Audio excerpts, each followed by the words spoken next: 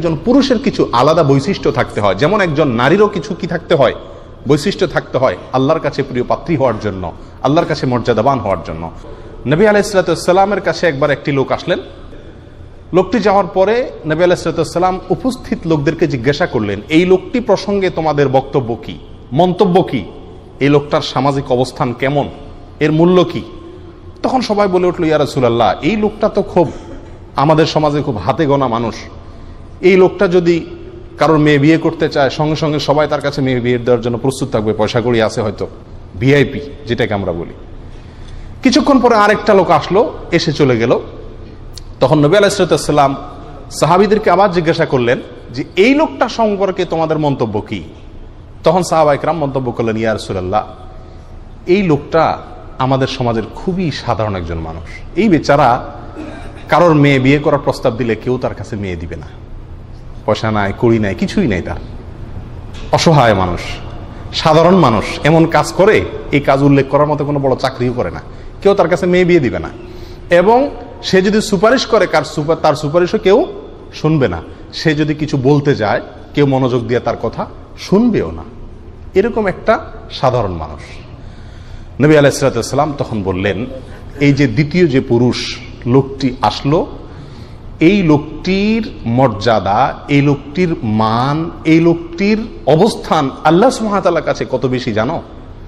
প্রথম যে লোকটি সমাজে অনেক তার অবস্থান আছে, মর্যাদা আছে, ওর মতো লোক দিয়ে যদি সারা পৃথিবী পরিপূর্ণ করা হয়, সারা পৃথিবী ভরে ফেলা হয়, তবুও এই ব্যক্তির মর্যাদার, অর্থাৎ দ্বিতীয় যে লোকটা সাধারণ সমাজে তার কোনো মর্যাদা নাই, তার সমান হতে পারবে না। যে পুরুষ নিজের স্ত্রীকে, নিজের মা বোনকে, যে কোনো মেয়েদের সাথে, বিশেষ করে তার স্ত্রীর সাথে যে পুরুষ সবসময় জেতার মতো গোয়ার তুমি লালন করে না, বরং স্ত্রীর সাথে হারতে জানে, সেই পুরুষ হলেন আসল সুপুরুষ।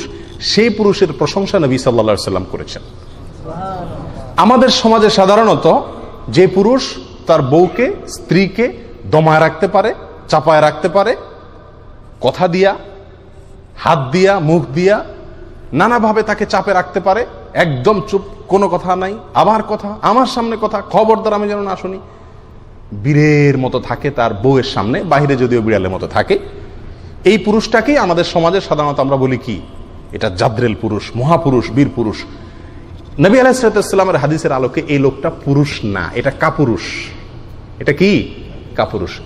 এর মানে কিন্তু এই না যে আপনার স্ত্রী যদি কোনো ভুল করে আপনি শাসন করবেন না, আমি সেটা বলছি না। শাসন করতে পারবেন, তিনি নামাজ পড়ছেন না, তিনি পর্দা করছেন না, তিনি অন্যায় করছেন, কোনো একটা উল্টাপাল্টা করছেন, আপনি তাকে শাসন করবেন না, ব্যাপারটি এমন নয়, শাসন করবেন। এখানে যেটা বলা হচ্ছে সেটা হলো সাধারণ স্বামী স্ত্রীর মধ্যে ঝগড়াঝাটি লাগে না, অনেক অহেতুক বিষয় নিয়েও তো দেখা যাচ্ছে লেগে যায়, কথা কাটাকাটি হয়, বা যে কোনো বিষয় নিয়ে পারস্পরিক অনেক সময় কথা কাটাকাটি হয়, এবং এর সঙ্গে দিনের সম্পর্ক, দিনী বিষয়ের সম্পর্ক খুবই কম থাকে। এই জাতীয় বিষয়গুলোতে সবসময় একজন ভদ্র পুরুষ, একজন সুপুরুষ, একজন আসল পুরুষ, কোরআন এবং সুন্নাহ যে পুরুষের প্রশংসা করা হয়েছে, তিনি স্ত্রীকে জিতায়া নিজে হারার চেষ্টা করবেন। নবী আলাইহিস সালাম একবার আম্মা জান আয়েশা রাদিয়াল্লাহু তাআলা আনহার সঙ্গে দৌড়ের প্রতিযোগিতা দিলেন। প্রতিযোগিতা দিলে আম্মা জান আয়েশা রাদিয়াল্লাহু তাআলা আনহা ছোট মেয়ে মানুষ, বয়স অনেক কম, পিচ্চি মানুষ, আর রাসূল আকরাম সাল্লাল্লাহু আলাইহি ওয়াসাল্লাম একজন সুঠাম পুরুষ, আবার একজন নবী, অনেক শক্তি আল্লাহ সুবহানাহু ওয়া তাআলা তার শরীরে দিয়ে রাখছেন। তো তার সঙ্গে আম্মা জান আয়েশা দৌড়ায় এত কুলাবেন, এটাই স্বাভাবিক।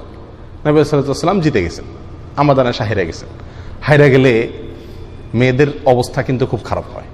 পুরুষ লোকেরা হারলেও সেটাকে মোটামুটি একটু কন্ট্রোল করতে পারে, কিন্তু মহিলারা যদি কোনো কিছুতে হারে তাহলে এদের আর মুখের দিকে তাকানোর মতো অবস্থা থাকে না। আল্লাহ সুবহানাহু ওয়া তাআলা তাদেরকে কোমলমতি করে সৃষ্টি করেছেন। তো নবী আলাইহিস সালাম খেয়াল করলেন বিষয়টা যে আয়েশার তো মনটা খারাপ হয়ে গেছে। তখন তিনি বললেন যে ঠিক আছে, আবার হোক, আরেকটা রেস হোক। তো এরপরে দ্বিতীয় দফা আবার শুরু হলো দৌড় প্রতিযোগিতা। সেই দৌড়ে নবী আলাইহিস সালাম ইচ্ছাকৃত হেরে গেলেন, আম্মা জান আয়েশাকে জিতাই দিলেন। আর জিতার পরে তো খুশির শেষ নাই আর। এই ঘটনা আমাদেরকে কি শিক্ষা দেয়? দুনিয়াবী বিষয়ে পারস্পরিক যে সমস্ত ঝগড়া গন্ডগোল নিজেদের ভিতরে টুকটাক হয়, টুনটান হয়, এগুলোতে সব সময় স্ত্রীর সঙ্গে জেতার চেষ্টা করতে নাই। আজ আমাদের পারিবারিক জীবনে যত অশান্তি হয়, এই সব অশান্তিগুলোর একটা মৌলিক সমাধান এই পয়েন্টের ভিতরে রয়েছে। ডক্টর আয়েজ আল কারনি, সৌদি আরবের বিখ্যাত আলেমী দ্বীন, সারা মুসলিম বিশ্বে ওলামায়ে কেরামের কাছে অত্যন্ত আদর্শ এবং জনপ্রিয় একজন আলেম, তিনি তার এক আলোচনায় বলেছেন, যত স্বামী স্ত্রীর ভিতরে ঝগড়া ফাসাদ গন্ডগোল ঘরে ঘরে ঘরে ঘরে লেগে আছে, আমি একটা ব্যবস্থাপত্র বলে দিতে পারি, যেই ব্যবস্থাপত্রের উপর আমল করলে ইনশাআল্লাহ ঘরে ঘরের এই সমস্ত গন্ডগোলগুলো প্রায় শেষ হয়ে যাবে, থাকবে না।